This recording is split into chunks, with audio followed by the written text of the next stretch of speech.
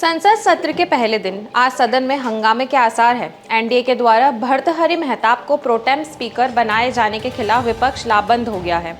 जब तक नया अध्यक्ष नियुक्त नहीं हो जाता तब तक भर्तृहरि महताब ही सदन को चलाएंगे। नए सांसदों को शपथ भी यही दिलाएंगे। आज की रिपोर्ट में हम बात करेंगे कि इस मामले में टकराव के आसार क्यों बन रहे हैं और क्या होता है प्रोटेम स्पीकर।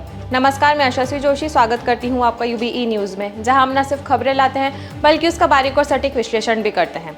18वीं लोकसभा का पहला सत्र सोमवार को शुरू हो रहा है। सोमवार और मंगलवार को नवनिर्वाचित सदस्यों को शपथ दिलाई जाएगी। पहले सत्र में सरकार की प्राथमिकता नए लोकसभा स्पीकर का चुनाव, सदस्यों को शपथ ग्रहण से लेकर राष्ट्रपति द्वारा संसद के दोनों सदनों के लिए संयुक्त अभिभाषण और उस पर धन्यवाद चर्चा प्रस्ताव होना है। बीजेपी के ओडिशा से आने वाले सीनियर नेता एवं लगातार 7 बार के सांसद भर्तृहरि महताब को लोकसभा का अस्थायी अध्यक्ष यानी प्रोटेम स्पीकर नियुक्त किया गया है। इस पर विपक्ष ने अपनी आपत्ति दर्ज करवाते हुए कहा कि सरकार ने इस पद के लिए कांग्रेस सांसद के सुरेश के दावे की अनदेखी की है, जो 8 बार के सांसद हैं।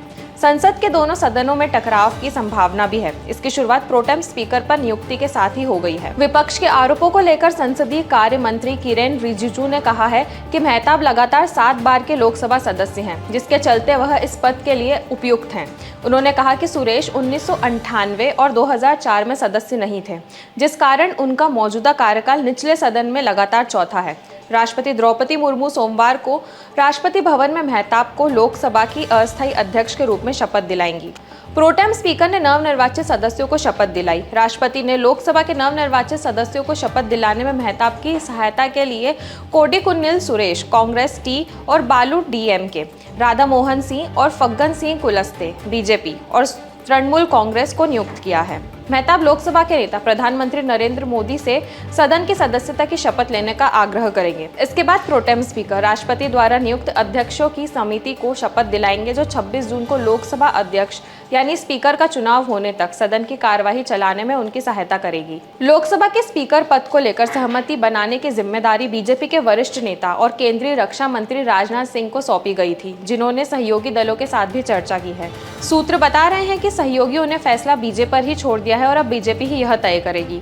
27 जून को राष्ट्रपति द्रौपदी मुर्मू दोनों सदनों को संयुक्त रूप से संबोधित करेगी। इस दौरान वह मोदी सरकार के 10 सालों की उपलब्धियों का जिक्र करते हुए सरकार के आगामी 5 सालों की प्राथमिकताओं का खाका खींच सकती है। उसके बाद संसद के दोनों सदनों राष्ट्रपति के अभिभाषण पर धन्यवाद प्रस्ताव पर चर्चा होगी, जिसके अंत में पीएम मोदी दोनों सदनों में जवाब देंगे। लोकसभा स्पीकर पद के लिए सियासी हलकों में कई नामों पर चर्चा हो रही है। मौजूदा स्पीकर ओम बिरला फिर से लोकसभा अध्यक्ष बनाए जाने की चर्चा भी जोरों पर है। स्पीकर पद के लिए डी पुरंदेश्वरी, राधा मोहन सिंह का नाम भी चर्चा में है। बिहार से आने वाले बीजेपी के राष्ट्रीय उपाध्यक्ष और पूर्व केंद्रीय मंत्री राधा मोहन सिंह 6ठी बार सांसद चुने गए हैं। पुरंदेश्वरी आंध्र प्रदेश में बीजेपी की राज्य इकाई की प्रमुख हैं और राज्य में पूर्व मुख्यमंत्री और अभिनेता रहे एनटी रामाराव की बेटी हैं।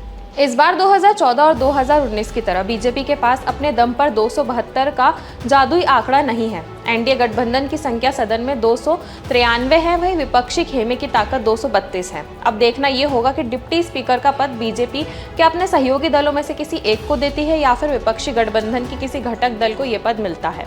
अब बात करते हैं कि यह प्रोटेम स्पीकर होता क्या है। प्रोटेम स्पीकर संसद या राज्य विधानसभाओं में कार्यवाही संचालित करने के लिए सीमित समय अवधि के लिए नियुक्त किया गया एक अस्थायी अध्यक्ष होता है। प्रोटेम स्पीकर को आमतौर पर एक नई विधानसभा की पहली बैठक के लिए चुना जाता है, जहां अध्यक्ष का चुनाव होना बाकी होता है।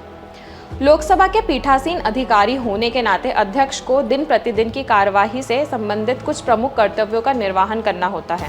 भारतीय संविधान के अनुच्छेद 94 में कहा गया है कि जब भी लोकसभा भंग हो जाती है तो अध्यक्ष विघटन के बाद लोकसभा की पहली बैठक से ठीक पहले तक अपना पद रिक्त नहीं करेगा। अब बात करते हैं कि इस मुद्दे पर टकराव के आसार क्यों बन रहे हैं। विपक्ष के अपने तीखे तेवरों से यह साफ नजर आ रहा है कि लोकसभा के औपचारिक गठन से इस प्रक्रिया के बीच वह तमाम मुद्दों को लेकर किसी भी तरह की ढिलाई बरतने के मूड में नहीं है।